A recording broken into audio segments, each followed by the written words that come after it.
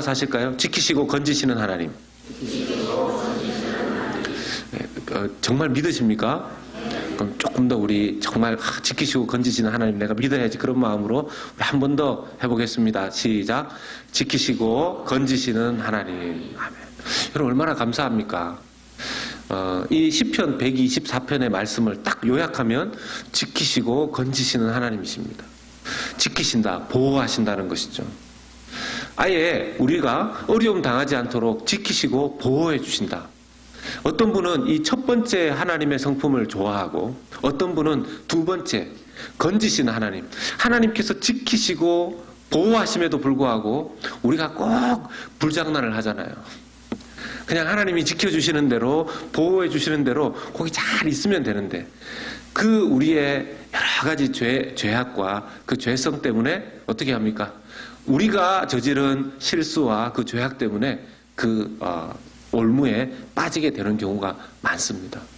그러면 지키시고 보호하시는 하나님이시기만 하면 어려워지는데, 하나님은 그럴 때 거기에 빠지고 난 성도들을 건져주시는 하나님도 되신다는 것입니다. 그 이중 축복이죠. 이중 축복. 어떤 성도님은 지키시고 보호하시는 하나님이라는 부분에서 은혜가 크게 되고, 어떤 분은 늘 자기는 잘 빠져요, 이분은. 그래서 특별히 건져주시는 하나님, 이 부분에 은혜가 되는 분도 있으실 것 같습니다. 우리는 어디에 잘 빠질까요? 성경이 우리로 하여금 세상의 어떤 부분에 잘 빠지는 것을 비유로, 덫이라는 그런 비유로 쓸 때가 있습니다. 누가복음 21장 34절에서 36절의 말씀을 보면, 너희는 스스로 조심하라. 그렇지 않으면 방탕함과 술취함과 생활의 염려로 마음이 둔하여지고 뜻밖의 그날이 뭐와 같이? 덫과 같이 너희에게 임하리라 그랬습니다. 이 날은 온 지구상에 거하는 모든 사람에게 임할 것이라고 했고요. 이러므로 너희는 장차 올 이 모든 일을 능히 피하고 인자 앞에 서도록 항상 기도하고 깨어 있으라, 이렇게 말씀하십니다. 그 덫에 걸리지 않도록, 또 그 덫에 걸리더라도 그 덫에서 벗어날 수 있는 방법 역시 똑같습니다. 항상 기도하고 깨어 있는 것. 항상 기도하고 깨어 있으면 사실은 이 덫에 걸리지 않고 하나님의 보호하심을 잘 받을 수 있습니다. 근데 문제는 우리가 항상 그렇게 기도하고 깨어 있기가 쉽지 않은 사람들입니다. 잘 졸아요. 잘 졸입니다. 잘 졸고 잘 둔해지고, 영적으로도 정말 잘 둔해집니다. 제가 이번 주간에 노회를 월요일부터 수요일까지 갔다 왔거든요. 저는 노회 가는 게 썩 기쁘지 않습니다. 어떤 분들은 목사님 저희 노회가 이 달라스 지역에 있는 것이 아니기 때문에 비행기를 타고 꼭 버지니아나, 이번에는 테네시주를 갔었습니다. 테네시주 어딘지도 모르고 그냥 거기 주소에 적혀 있는 대로 오라는 공항으로 이렇게 갔는데, 테네시주는 또 처음 갔어요. 그렇게 가면 노회가 여러분, 노회가 뭐 하는 곳이냐? 여러 가지 회의를 합니다. 노회 가서 은혜 받고 이런 일이 잘 없습니다. 계속 회의에 대해서 저는 회의가 있는 사람입니다. 회의 많이 하고 은혜 받았다는 경우를 잘 본 적이 없거든요. 그런데 거기에 가서 있으면 제가 제일 그런 노회에 참석하기를 꺼려하는 이유 중에 하나가 제가 영적으로 둔해져요. 제가 그렇게 늘 가만히 있어도 성령 충만하고 영적으로 예민하고 하나님의 그 성령과 동행할 수 있는 사람이 아니기 때문에 저는 매일매일 기도의 자리에 나가야지만 깨어 있을 수 있는 사람입니다. 여기에 목사님 저는 그냥 일주일에 한 번만 기도를 해도 그냥 일주일이 깨어 있게 되는데 목사님 아직까지 내공이 그러십니까? 하는 분들은 비법을 저한테 가르쳐 주시면 감사하겠습니다. 그래서 저는 매일매일 그렇게 기도를 하는 것이 저한테는 필수적인 사람인데, 그렇게 가서 이렇게 하다 보면 영적으로 제가 둔해지고 하는 것을 보게 됩니다. 그런 의미에서라도 그렇게 많은 회의를 하고 오면 머리가 막 맑아지는 게 아니라 많은 염려와 또 걱정들이 제 속에 이렇게 들어와 있는 것을 보게 됩니다. 여러분 어떠십니까? 일상생활을 열심히 하는 것만으로는 우리의 삶을 편안하게 이렇게 마음속에 평강이 주어지질 않습니다. 왜 그럴까요? 우리가 삶을 열심히 사는 것만으로 주어지지 않는 우리의 영혼의 공간이 있기 때문에 그렇지 않습니까? 그 영혼의 공간은 하나님의 성령께서 임하시고 다스리실 때에만 소위 평강이라는 것이 우리에게 누려지기 때문에 그렇죠. 염려와 마음이 둔해지는 일이 있을 때 그것을 이길 수 있는 가장 큰 힘은 기도하고 깨어 있는 것입니다. 전쟁터에서 적군과 싸우는 일이 이렇게 그 전쟁터에 가 있는 군인들을 보면 항상 긴장되어 있고 깨어 있습니다. 보통 사고가 언제 나느냐? 긴장이 풀릴 때 사고가 나죠. 전쟁터에 보이는 늘 적이 보이는 곳에 있으면 아마 싸우기가 쉬울 거고 자기 자신을 방비하기가 쉬울 겁니다. 적이 보일 때 긴장하고 적이 안 보일 때 뭐 잠자고 쉬고 이러면 되니까요. 그런데 보이지 않는 적이 그래서 늘 무서운 법입니다. 심지어는 전쟁터에 나갔을 때 전쟁의 상황임에도 불구하고 대부분의 적들은 보이는데 보이지 않는 적들도 그 전쟁터 속에는 있을 때가 있습니다. 뭐 여러 가지 요즘 무기들이 있는데 이전과 지금까지 통틀어서 군인들이 전쟁터에서 힘들어하는 적의 상대가 있다면 스나이퍼라고 불리는 저격수들입니다. 저격수들. 원래 이 스나이퍼라는 말은 어원이 스나이프라고 하는 작은 새, 아주 빠르고 조그마한 새가 어원이었다고 합니다. 이 스나이프라고 하는 작은 새가 있는데 그걸 옛날 소총을 가지고서 사람들이 빠르니까 맞추기가 쉽지가 않은데 그걸 맞추면 정말 총을 잘 쏘는 사람이다 하는 그런 데서 유래가 되어져서 스나이퍼 저격수라는 명칭이 붙여졌다라는 것입니다. 근데 이 저격수들은요 보통 눈에 잘 뜨이지 않습니다. 위장을 아주 잘하고 그래서 어디에 숨어 있는지 어디에서 도대체 공격을 하는지 알 수가 없습니다. 그래서 보이지 않는 정말 무서운 적이 이 저격수가 되는 것이죠. 우리의 삶에 대해서도 이런 영적인 세계 안에서의 이 사단은 저격수와 같이 우리를 쓰러뜨리려고 할 때가 정말 많습니다.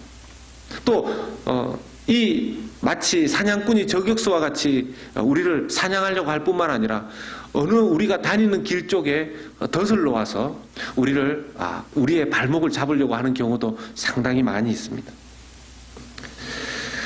어디에서 당했는지 어떻게 당했는지 때로는 모르고 살아가면서 일상생활 속에서 어려움에 부딪히기도 하고 그것 때문에 크게 혼란을 겪기도 하는 것이 우리의 삶 속에서 일어납니다.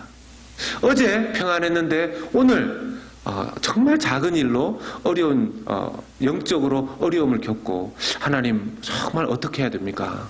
어떻게 해야 됩니까? 그런 탄식이 나오는 것이 우리의 삶입니다. 오늘 이 시편을 보면서 우리가 이런 어려움들을 어떻게 하면 잘 피하고 이 어려움 속에 들어가게 될 때에 어떻게 하면 건짐을 받을 수 있는지 이 시편의 말씀을 보면서 살펴보기를 원합니다. 첫 번째 1절과 2절을 통해서 우리가 알 수 있는 것은 하나님께서 우리를 자기 편으로 넣으셨다는 것을 우리가 기억해야 됩니다. 하나님께서 우리를 자기 편으로 넣으셨습니다. 여러분 게임 해보신 적 있으십니까? 편을 갈라서 운동해 보신 적 있으시죠? 이렇게 뭐 천군, 백군으로 나누기도 하고 하여튼 네 편, 내 편으로 이렇게 나눠서 하는데 혹시 나는 늘 지는 게 마음 편해 이런 분 계십니까? 예. 어떤 스포츠가 제일 재밌냐 물어보면 이기는 스포츠가 제일 재밌다 그럽니다. 이기는 경기가 제일 재밌다 그래요.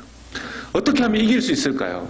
혼자 하는 경기면 혼자서 실력이 좋으면 괜찮은 건데 팀으로 하는 경기일 때에는 이길 수 있는 실력이 높은 그 팀에 들어가는 것이 이길 확률이 높아집니다.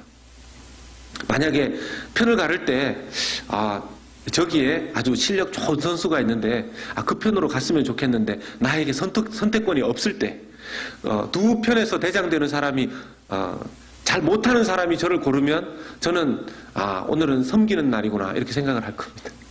그런데 실력 좋은 쪽에서 저를 부르면 저는 그날은 대충 그냥 제가 최선을 다해서 열심히만 하면 승리는 따놓은 당상인 것이죠. 우리 교회 안에도 보면요 운동을 정말 잘하시는 분들이 계세요.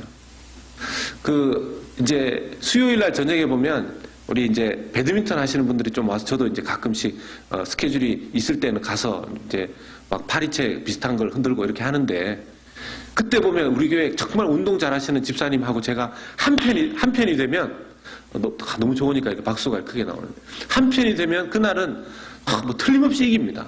이길 뿐만 아니라 집에 가도 그렇게 피곤하지가 않아요. 그런데 어떤 날 그분과 상대 편이 되지 않습니까? 그럼 그날 뭐 거의 이기기도 힘들 뿐만 아니라 집에 가면 쓰러집니다. 쓰러져. 그냥 그 다음날 아침에 일어나면 삭신이 쑤셔요. 예. 그러니까 누구를 파트너로 만나느냐, 실력 좋은 사람 파트너로 만나서 이기고 적당하게 운동하고 이런 게 중요하듯이 우리가 누구 편이나 정말 중요합니다. 그런데 하나님께서 우리를 하나님 편으로 집어넣으셨다는 것입니다. 우리가 예수님 믿을 때, 우리가 예수님의 사람이 될 때, 여러분, 우리가 세상에서는 바이원 게던 프리 이러는데, 참 이런 얘기 좀 하지 마라 그랬는데 제가 또 할 수 없이, 저희 아내가 장 보고 오면 좋은 걸 사가지고 온다라기보다 꼭 이렇게 하나 사면 하나 끼워주는 그런 걸 사가지고 와요. 제발 좀, 이게 또 내가 알기로 마트에 가면, 마켓에 가면 그게 또 맛있는데 왜 이걸 사왔냐 그러면, 이걸 사면 이걸 끼워주니까 이걸 사왔다는 거예요. 네. 그래서 그게 인기 없이 그 과자가 계속 남아있을 때도 많고, 후회를 해도 그 다음번에 또 그래요. 그런데 여러분, 우리가 예수님을 믿을 때, 하나님 믿게 될 때, 우리가 죄 용서함을 받고 구원받게 되는 그것만 해도 뭐 얼마나 엄청난 겁니까? 그렇죠, 여러분? 그것만 해도 얼마나 엄청난 겁니까? 그런데 보너스로 주어지는 것은 너무너무 엄청나다라는 것입니다. 그 보너스로 주어지는 것 중에 오늘 말씀처럼 하나님께서 이제 내가 네 편이다, 내 편에 너를 집어넣었다, 이렇게 말씀하시는 것입니다. 그러면 승리는 보장되어 있는 것이죠. 믿으십니까? 승리가 보장되어 있다는 걸 여러분들 믿으시기를 바랍니다. 여러분, 하나님의 실력을 의심하십니까? 네? 여기 말씀처럼 1절에 여호와께서 우리 편이 되셨다, 2절에서도 여호와께서 우리 편에 계시다, 이렇게 말씀하시는데, 여러분, 인간 중에서 조금 실력 좋은 사람하고 한 편을 먹어도 마음이 막 기분이 좋고 든든한데, 하나님이 내 편인데, 내가 하나님 편인데도 글쎄요, 하나님 편이라는 게 나한테 뭐 어떤 이득이 있는지 모르겠습니다, 이러면 이게 믿음이 하나님을 아직까지 제대로 모르는 것입니다. 하나님의 실력, 하나님께서 어느 정도의 실력을 가지고 계신지 제대로 모르는 사람인 것이죠. 우리가 하나님 편에 내가 들어가 있다는 것만으로도 가슴 든든할 수 있어야 될 것입니다. 만약 그렇지 못하다면 우리 믿음 점검해 봐야 됩니다. 우리 믿음을 점검해 봐야 됩니다. 그만큼 내 마음이 둔해져 있다는 것입니다. 하나님의 실력이 얼만큼 되는지 내가 잊고 살았다는 것입니다. 하나님의 실력 의지하지 않고 내 힘으로 살려고 애썼다라는 것입니다. 그래서 때로는 지고, 때로는 힘들어지고, 때로는 절망했던 그 이유들이 내 편에 계시는 대장 되신 하나님을 의지했던 것이 아니라, 그분의 실력 바라보면서 신나게 뛰었던 것이 아니라 나를 자꾸 의지하니까 그렇게 되었다라는 것이죠. 우리가 기도할 때 우리의 마음이 둔해지고 우리가 하나님 앞에서의 예민함을 자꾸 잃어버린다는 것 중에 한 가지가 이런 것입니다. 여러분, 기도가 무엇이라고 생각하십니까? 열심히 기도해서 내 뜻을 위해서 내가 이루어내야 되는 그것을 하나님께서 도와주셔야 한다는 것이 하나님 앞에서의 기도라고 생각한다면 그 사람은 아직까지 기도의 초보 수준입니다. 진짜 기도는 하나님 뜻에 내 뜻을 맞추는 그 시간이 바로 기도인 것입니다.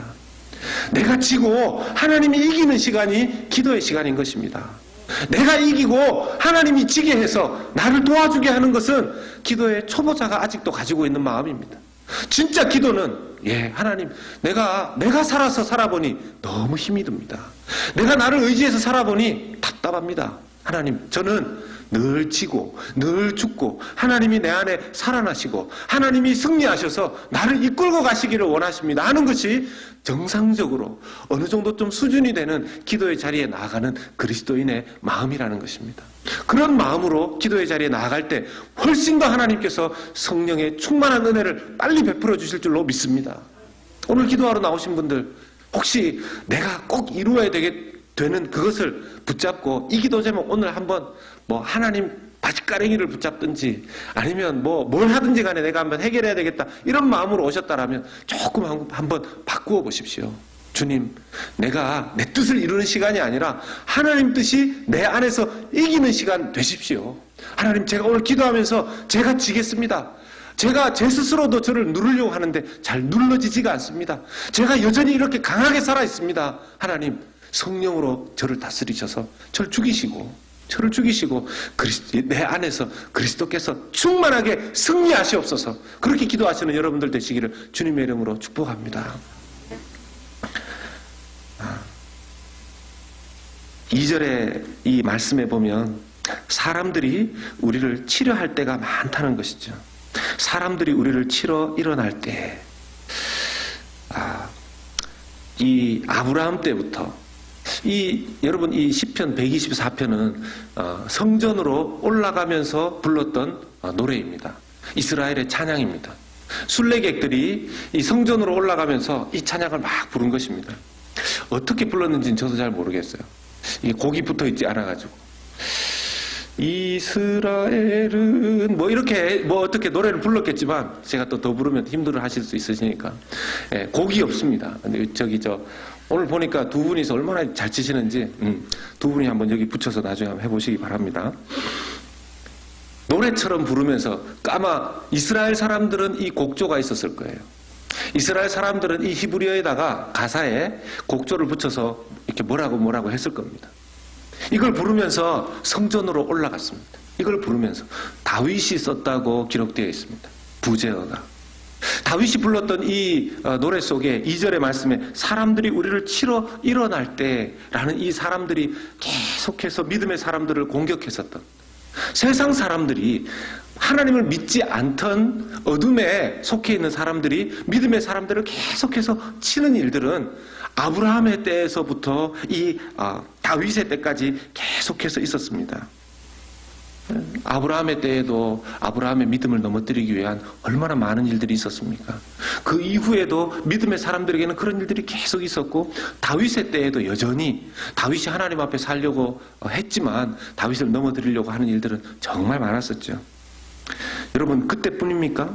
지금 우리의 삶에 하나님 잘 믿고 살아가려고 하는 개인과 신앙인의 삶 속에 여전히 어둠의 세력들이 우리를 치기 위해서 오지 않습니까?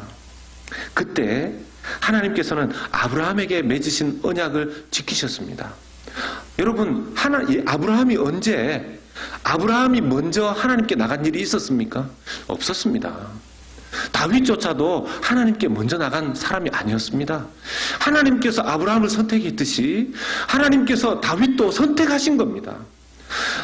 아브라함이 먼저 하나님께 언약을 한 것이 아니라 하나님께서 아브라함을 향해서 언약을 맺으신 것입니다. 먼저 손을 내미신 것입니다. 다윗이 하나님께 먼저 언약을 한 것이 아니라 하나님이 다윗에게 먼저 언약을 베푸신 것입니다. 그래서 이 언약을 은혜 언약이라고 하는 것입니다. 여러분, 우리가 어느 때에 예수님 믿겠습니다 라고 이야기한 것이 내가 마치 하나님께 선심 쓴 것처럼 생각할지 모르지만, 하나님께서 이미 은혜 언약의 손길을 우리에게 내미셨기 때문에, 십자가를 우리에게 제공하셨기 때문에, 하나님의 말씀을 먼저 우리에게 계시하시고 나타내셨기 때문에 우리가 하나님 알게 된 거 아닙니까? 그리고 그 손을 덥석 붙잡으니 하나님께서 우리에게 허락하신 그 은혜 언약이 아브라함 때부터 다윗에도 또 우리에게도 계속해서 이어지는 거 아니겠습니까? 이 언약은요, 우리는 늘 흔들리지만 하나님은 늘 이 언약 지키시는 분이십니다. 하나님의 언약을 지키시는 분이시기 때문에 우리 편에, 하나님 편에 우리를 집어넣으셨을 뿐만 아니라 하나님이 약속하신 그 모든 것을 지켜주신다는 것입니다. 나는 연약하지만, 내 믿음 연약하지만 하나님은 그 언약을 하나도 잊지 아니하시고 다 지켜주신다는 것입니다. 우리가 흔들리는 것은 왜 그럴까요? 하나님의 언약을 잊어버릴 때입니다. 하나님의 언약이 어디에 나타나 있습니까? 성경에 나타나 있죠. 우리의 믿음이 하나님의 약속의 은혜, 언약, 이 모든 성경의 내용들이 하나님이 우리를 향해서 주신 언약 아닙니까? 그래서 이 언약에 대해서, 이 약속에 대해서 성경을 말하기를 Old Testament, New Testament, 그렇게 이야기하지 않습니까? 하나님의 옛날 약속, 하나님의 새로운 약속이라는 것이죠. 두 번째, 우리가 이 영적인 세계 속에서 기억해야 될 부분은 3절에서 5절의 말씀 가운데 어둠의 권세가 우리를 삼키지 못할 것이다 라는 것입니다. 한번 우리 따라서 하십시다. 어둠의 권세가 나를 삼키지 못한다. 믿으십니까? 어둠의 권세가 나를 삼키지 못한다는 것입니다. 3절에서 5절에 등장하는 말씀을 보면 그때 4절에도 그때 5절에도 그때 이렇게 되어 있습니다. 3절에 그때 그들의 노여움이, 4절에 물이 우리를 휩쓸며, 또 5절에는 넘치는 물이, 이 노여움과 또 물, 넘치는 물, 이것은 거의 같은 의미의 내용들을 다르게 조금씩 표현한 것입니다. 뭐겠습니까? 여기 여러분 구약의 사람들이 넘치는 물 속에서 건져내셨다 하면 늘 떠올리는 장면, 사건이 있습니다. 뭐죠? 출애굽의 사건입니다. 출애굽 때에 홍해를 갈랐던 사건. 출애굽기 14장에 나오는 홍해가 갈라진 그 사건. 그리고 여호수아서 3장에 나오는 요단강이 갈라졌던 그 사건. 이스라엘 백성들에게는 잊을 수 없는 그런 사건이었고, 그것은 하나님께서 이스라엘 백성들을 큰 적에서부터 건져내었다는 사건 중에 상징적인 사건이었습니다. 이 3절과 4절과 5절의 말씀을 토대로 우리가 알 수 있는 것이, 하나님은 세상의 어떤 권세에서도, 어둠의 권세, 그것이 자연재해일지라도 하나님, 자연의 어떤 힘 속에서라도 우리를 건져내시는 분이시라는 것입니다. 이 권세가 오늘날 그 이전 이스라엘에게 뿐만 아니라 오늘날에게도 임하고 있음을, 내게도 임함을 여러분 믿으시기를 바랍니다. 마태복음 16장 18절의 말씀에 또 내가 내게 이르노니 너는 베드로라. 내가 이 반석 위에 내 교회를 세우리니 음부의 권세가 이기지 못하리라. 오늘날 음부의 권세가 있습니다. 오늘날도 음부의 권세가 있습니다. 여러분, 그 음부의 권세는 자기의 모습을 드러내지 않고 다른 어떤 우상들을 통해서 우리를 휘어잡으려고 합니다. 여러 가지 것들이 있겠죠. 거대한 자연의 재앙 앞에서 여러분 두렵지 않습니까? 태풍 얼마가 이 휴스턴 지역과 이쪽을 막 치고 지나간 너무너무 두려웠지만 우리는 참 다행이죠. 우리 쪽으로 피해가서.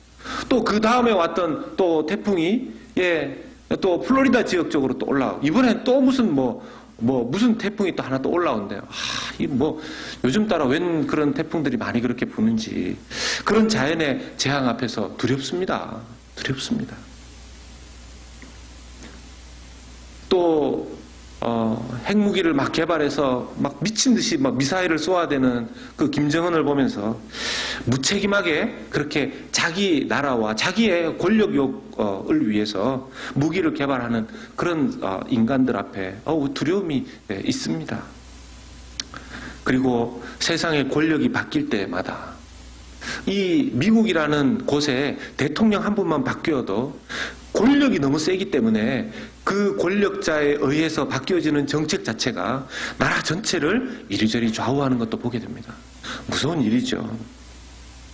무엇보다 쉽게 헤어나올 수 없는 이 시대에 어둠의 권세가 사용하는 우상 중에 한 가지는 만몬신, 물질신, 아주 쉽게 얘기하면 돈이라고 할 수 있죠. 여러분, 이것 앞에 오늘 우리가 처음에 읽었었던 누가복음 21장 34절의 말씀처럼 방탕함과 술취함과 생활의 염려로 둔하여지게 하는, 이게 어둠의 권세가 우상들을 통해서 우리를 둔해지게 하고 두렵게 하고 힘들게 하는 가장 큰 요소들 아닙니까? 저도 어떤 때는 이러한 것들이 제 눈앞에 크게 다가올 때는요, 어떻게 해야 되나 이런 생각이 들 때가 있습니다. 자연의 큰 재앙 앞에, 이 자연의 섭리 안에는 우리의 건강도 포함되어 있지 않겠습니까? 그럴 때 우리의 믿음은 너무 이렇게 초라해지는 것 같습니다. 때로는 너무 정말 초라해지는 것 같습니다. 그런데 하나님께서는 우리를 그렇게 내버려 두시지 않는다라는 것이죠. 하나님께서는 거기에 빠져들어가도록, 거기에 우리가 삼켜진 바 되지 않도록 우리를 지키신다는 것입니다. 그것이 우리를 삼키지 못할 것입니다. 여러분, 예수 믿는 사람이 좀 당당해야 됩니다. 쉽지 않은 일이지만, 이 세상의 어두움이, 세상의 어떤 일들이 자기를 삼키려고 할 그때에 하나님을 의지해서 이겨내야 할 것입니다. 여러분, 이것은 한편 믿음의 훈련입니다. 훈련이기도 합니다. 가끔 가다가 신문상에 뭐 노숙자나 또 생활이 어려운 사람이 먹지 못해서 뭐 굶어서 돌아가셨다, 이런 얘기가 나오긴 하지만 그게 그렇게 아사 상태로 죽는 것, 그런 일들이 우리 삶에 그렇게 쉽게 발생하지는 않습니다.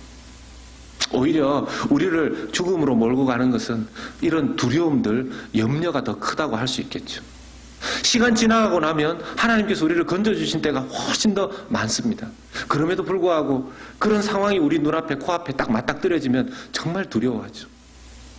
다음 달 어떻게 하나, 다음 달 어떻게 하나.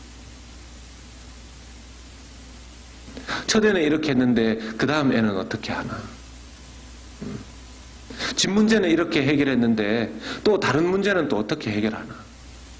올해는 이렇게 해서 막았는데 다음번에는 또 어떻게 하나.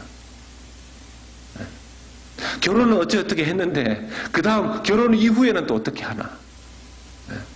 이게 뭐 꼬리에 꼬리를 물고 이 세상 염려와 근심이 우리를 삼키려고 합니다. 여러분, 이걸 이겨낼 수 있는 힘이 뭘까요? 돈 문제 때문에, 돈이, 물질이 우리를 삼키려고 하면 돈을 많이 벌어서 해결할 수도 있겠죠. 건강의 문제가 우리를 삼키려고 하면 건강이 회복되는 것으로 이길 수도 있겠죠. 근데 그런 것은 한계가 있을 것입니다. 그런 것도 필요할 것입니다. 그런데 더 중요한 것은 하나님을 의지하는 믿음으로 이겨낼 수 있어야 한다는 것입니다.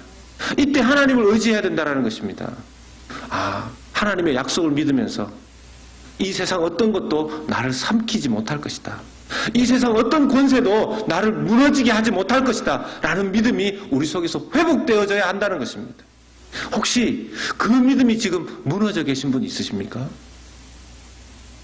그래서 그것을 생각만 하면, 그 일을 생각만 하면 두려우신 분 계십니까?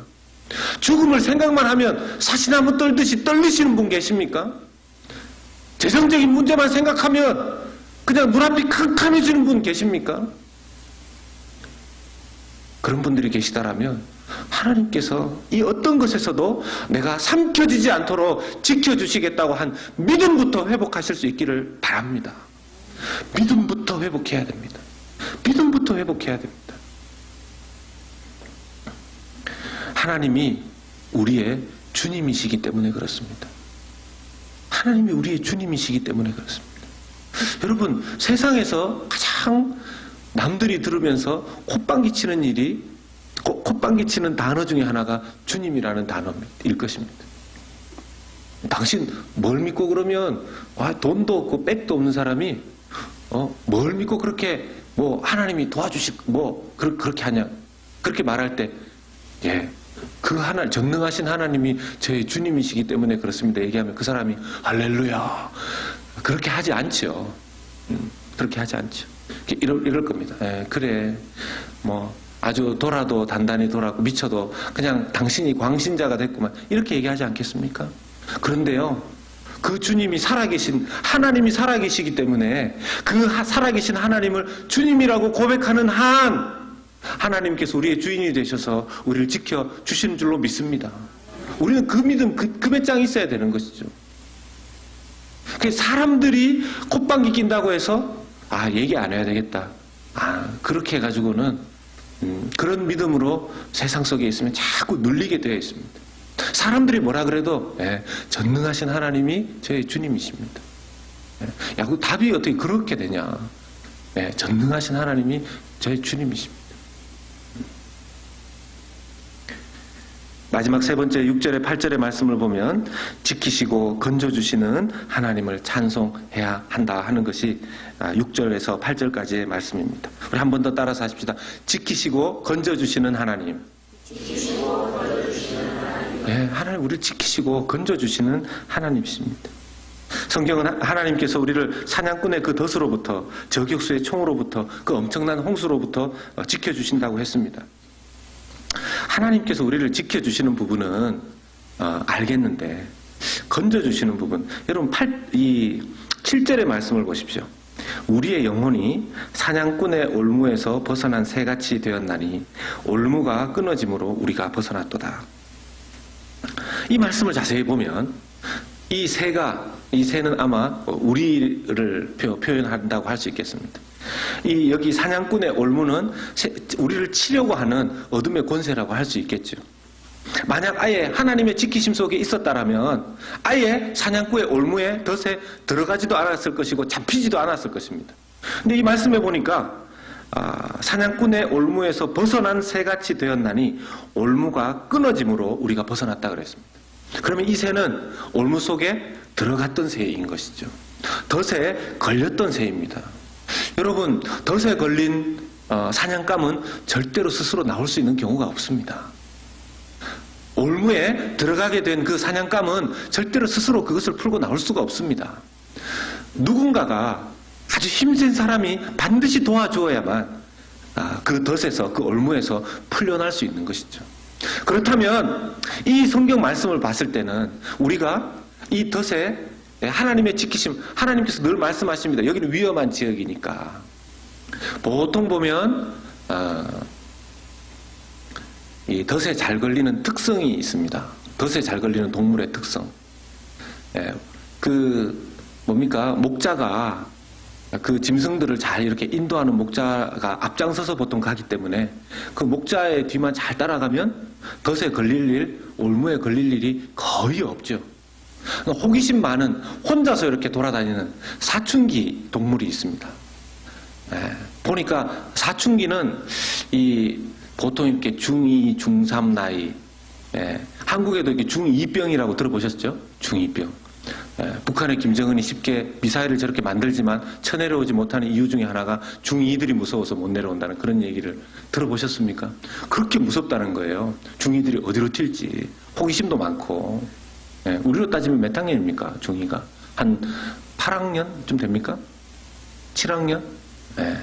우리 저기 와 있는데 몇 학년이지? 하여튼 호기심 많고 혼자 다니기 좋아하는, 절대로 목자 따라 안 다니는, 목자가 A로 가라 그러면 절대로 A로 안 가고 B로 가고, B로 가라 그러면 절대로 B로 안 가고 C로 가는. 하여튼 간에 교회 다니면서도 내 문제는 내가 알아서 하겠습니다. 내 문제는 내가 알아서 하겠습니다. 심지어 어떤 분들한테 교회 자꾸 이렇게 하나님 잘 믿는 목사님 걱정하지 마십시오. 제 믿음 제가 지키고 저는 하나님 믿는 사람입니다. 이렇게 얘기는 하는데 예배는 안 오세요. 참 예배는 안 오세요. 위험한 거죠. 위험합니다. 어떤 분들은 하나님께서 그러면 혼낸다 이런 분들이 계신데 하나님이 혼을 내는지 안 내는지 성경에 보면 혼을 내시긴 한다고 그러는데 제가 볼 때는 스스로 혼이 나는 거예요. 왜요? 하나님은 우리를 혼을 내셔서 내시는 게 아니라 스스로 그렇게 다니다가 사냥꾼의 올무에 들어가는 겁니다. 스스로 혼이 나는 거죠. 스스로 걸려서 넘어지는 거죠. 스스로 덫에 걸리는 거죠. 그때에서야 비로소 난리치고 소리 지르고 목자 어디 갔냐 그러고 평상시에 나를 좀 잘 데리고 다니지 않고 자기가 혼자서 그리 다녀놓고 자기를 보살피지도 않고 그럴 때 이제 911 부르고 헬프미 목자 어디 갔냐고 막 그럴 때 겸손해지는 거 아니겠습니까? 아마 그 상처가 낫기까지는 쉽게 다른 길로 가지 않을 겁니다. 그런데 상처만 나와서 될 일이 아니라 뭡니까? 하나님을 믿는 중심이 회복돼야 됩니다. 중심이 고쳐져야 됩니다.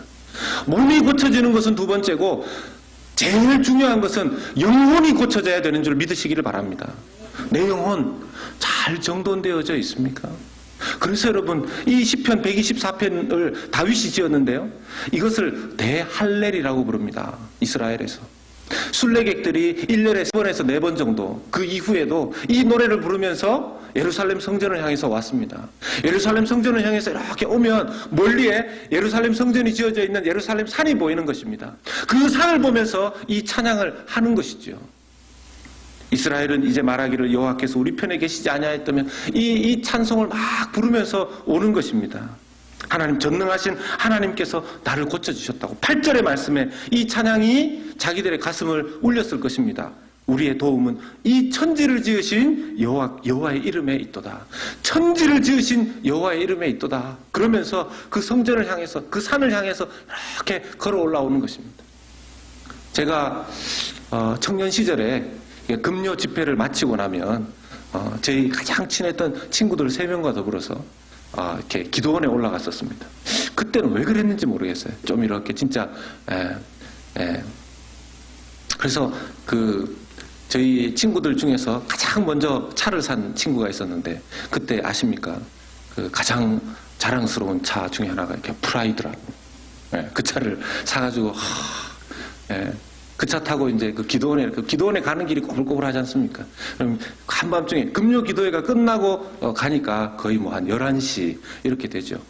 그 차를 타고 이렇게 올라가는데, 차 타고 올라가면서 그때 젊었을 때 왜 그랬는지 모르겠는데 찬양이 이렇게 크게, 그때는 테이프죠. 지금 테이프 자체를 뭐 어떻게 할 수가 없는데 테이프에 찬양이 이렇게 틀어놓고 쭉 올라가는데, 주여 주여 내 발 붙드사 죄인오라 하실 때에 날 부르소서. 그 찬양을 하면서 차에서 내려서 기도원을 쭉 올라가는 겁니다. 보통 기도원은 다 산에 있어요. 그래서 이렇게 고바위가 되어 있기 때문에, 경사가 되어 있기 때문에 그거 부르면서 계속 올라가는 거죠. 물론 무서워서 좀 크게 부르기도 하지만, 그런데 그 찬양을 부르면서 올라가면요, 내가 이 큰 산 안에서 이 산을 넘어서며 다스리시는 그 하나님께 마음껏 부르짖어야 되겠다, 그 생각이 드는 것입니다. 지금도요, 그 기도원이 생각납니다. 지금도 그 기도원이 생각납니다. 그때 함께 하셨던 그 하나님. 여러분, 하나님 앞에 정말 천지를 지으신 하나님의 도우심을 받기를 원하십니까? 받기를 원하십니까? 그러면 여러분, 행동에 옮기십시오. 행동에 옮기십시오. 놀라운 일이 일어나는 줄 믿습니다. 하나님께서 여러분들이 그렇게 마음먹고 행동으로 옮긴 그 장면을 제가 제 뇌리 속에 기억할 뿐만 아니라 하나님께서 그 장면을 사진으로 찰칵 찍으십니다. 하나님이 잊지 않으십니다. 하나님이 잊지 않으십니다. 여러분, 하나님께서 우리의 삶을 보고서 감동하실 때가 있는데요, 우리의 삶이 매일 매순간 하나님을 기쁘시게 하기 때문에 우리가 감동하는 거 아닙니다. 우리가 사랑하는 자녀들을 보면서 이 아이들이 우리를 향해서 늘 우리를 웃게 해주지 않지 않습니까? 그런데 그럼에도 불구하고 부모님들은 보통 자녀의 무엇을 기억하십니까? 자녀가 나를 기쁘게 해주었던 인생에 얼마 안 되는 그 순간을 마치 찰칵 사진으로 탁 찍듯이 찍어서 마음속에 간직하며, 그때 이 아이 때문에 나는 그렇게 기뻤는데, 그때 나는 이 아이 때문에 나는 그렇게 행복했는데, 그렇게 생각하면서 아이들을 향한 사랑을 계속 가지시는 게 부모님 아닙니까? 우리 하나님이 그런 분이시죠. 우리 하나님이 그런 분이십니다. 하나님 앞에 1개, 2개 잘한 거, 그것만으로도 하나님은 찰칵 사진 찍어 놓으시고 늘 그래서 내가 얘를 내 편으로 집어넣었고, 그래서 나는 어떤 어둠의 권세 속에서도 나는 얘를 지킬 것이고, 그래서 나는 이 아이의 전능한 하나님으로 얘와 함께 있을 것이다. 그것이 하나님께서 우리를 향하신 하나님의 말씀이시고 사랑이신 줄로 믿습니다. 오늘 기도하며 찬송하며 하나님 앞에 나아갈 때, 그런 하나님인데 그 하나님 앞에 마음껏 기도하시고 감사하시고, 지금까지도 우리를 지키셔주신 그 하나님께 감사하시고, 또 오늘 나올 때 이 기도 제목도 하나님이 도와주실 수 있을까? 그 기도 올려드릴 때 내 생각, 내 방법이 아닌 전능하신 하나님의 방법과 지혜로 응답해 주시는 그 주님의 은총 저와 여러분들에게 넘치시기를 예수님의 이름으로 축복합니다. 우리 같이 찬양하도록 하겠습니다.